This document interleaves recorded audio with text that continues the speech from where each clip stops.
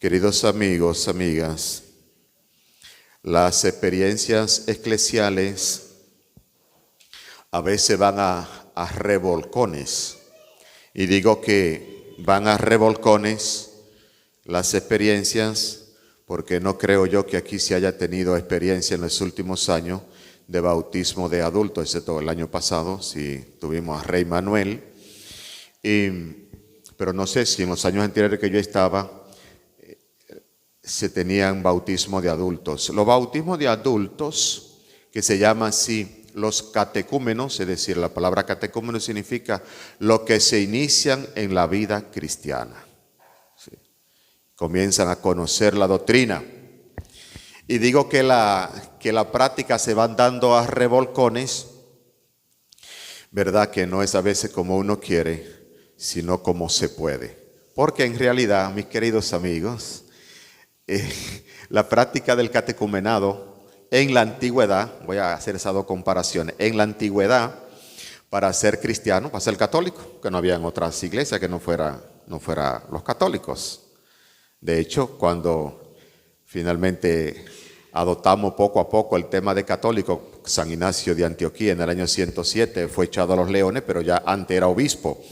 Sí fue llevado como obispo a Roma. San Ignacio, a él sobre todo debemos esa popularidad del tema de católicos para distinguirnos de los que eran herejes, es decir, de los que retorcían la doctrina transmitida por los apóstoles.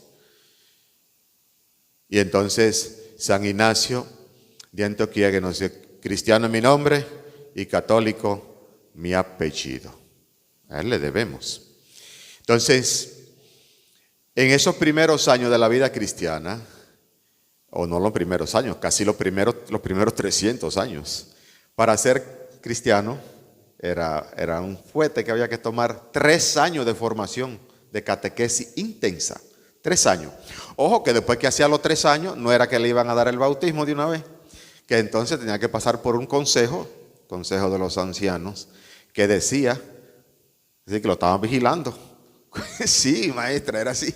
Estaban vigilando a ver cómo se iba comportando. Decía, no, ese todavía no ha renunciado a los ídolos.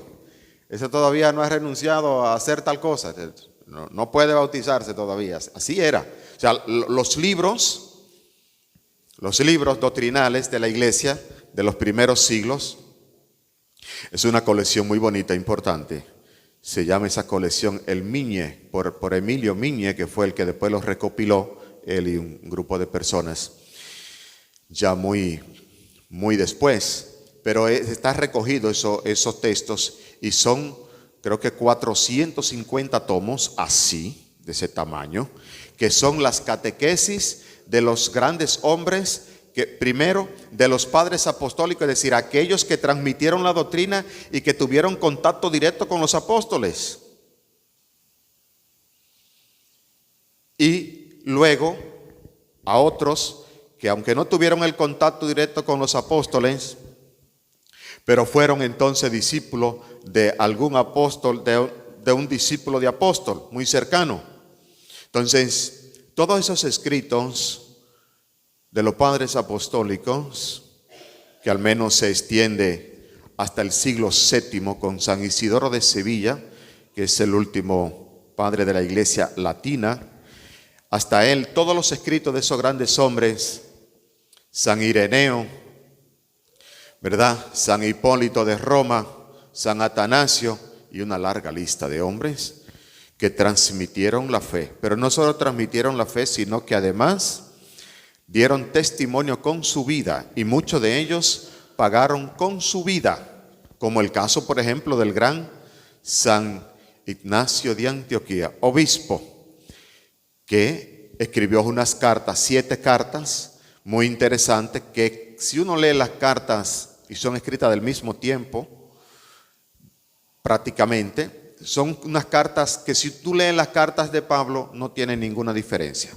Al final no formaron parte del canon bíblico, es decir, no formaron parte del canon bíblico porque la iglesia definió que no eran libros propiamente inspirados, aunque quien las escribió en camino del patíbulo, es decir, en camino de la muerte, porque las escribió mientras lo llevaban preso desde, se me escapa el nombre ahora del país, pero que le llevaban preso de cerca de Israel hasta Roma, 3 meses.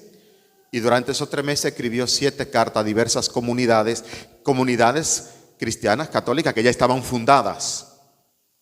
Cuando yo escucho a algunos ignorantes o otros que se hacen el chivo loco en el ámbito protestante, que dicen, no, porque la Iglesia Católica la fundó Constantino, el emperador Constantino, del inicio del siglo IV,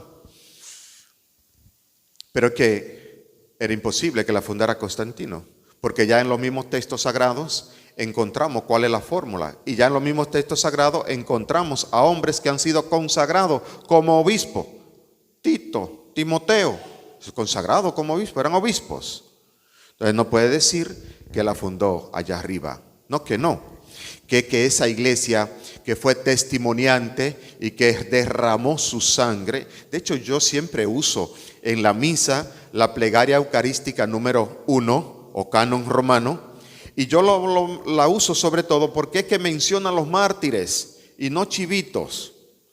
Cuando yo escucho, por ejemplo, a la gente que dice que porque la iglesia misógina, la iglesia que no le da cabida a las mujeres y patatín. Oigan esto, estas sí eran mujeres de verdad, acechen. Yo siempre yo me sé de memoria, pero miren aquí en la segunda parte de la plegaria eucarística o canon romano, miren cómo lo va diciendo aquí, acechen. Aquí dice: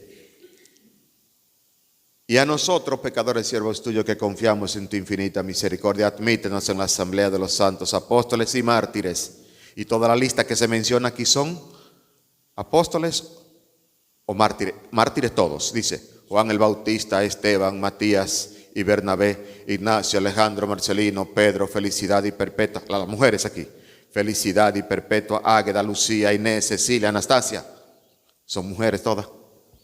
Esas sí eran mujeres, que cuando la tenían presa y, por ejemplo, de las que más me impacta, Perpetua y Felicita, que fueron echadas en Cartago, le echaron un toro para que la matara. Y esa mujer y ahí, Perpetua, a decir, el papá, que era un hombre con poder económico, y vino con el niño pequeñito a decirle, pero fulana, que no, que renuncia a la fe. Mira que va a dejar huérfano a tu hijo. Nada. Entonces, y Felicita, que estaba en la cárcel y que dio a luz en la cárcel, es decir, recién parida, pidió, cuando se enteró que iban a matar a su señora, porque ella era la servidora de Perpetua, dijo, no, que me lleven para allá a mí también. Y le llevaron para allá. Y las dos fueron echadas al martirio. El testimonio del martirio. Entonces, cuando yo escucho a 2 o 3, perdón que me destemplo, pero cuando yo escucho a 2 o 3, yo digo, eso es para la iglesia. No, que en la iglesia ya, desde los inicios, habían mujeres, perdón la palabra, con ovario. Esas ya eran mujeres, que fueron al martirio y no tuvieron miedo de morir por Cristo, por el testimonio de Cristo. En esa época, para ser cristiano, había que estar formado 3 años.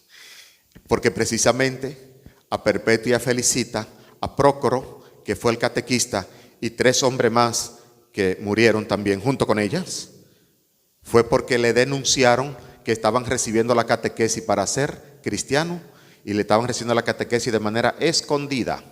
Y escondida no, más o menos que todo el mundo lo sabía, pero como siempre pasa, pero de pronto un problema de carácter un poco político y demás, y pagaron las consecuencias estas. Por eso la obra de los mártires es inconmensurable en la vida de la iglesia. Y por eso, sobre todo, en los primeros años, esos primeros casi 300 años de vida de la iglesia, por eso lograron resistir, sobre todo porque tenían una formación sólida y profunda y seria de lo que en realidad iban a recibir. No de otra manera no se podía resistir lo que le vino encima a todo el que profesaba el nombre de Cristo.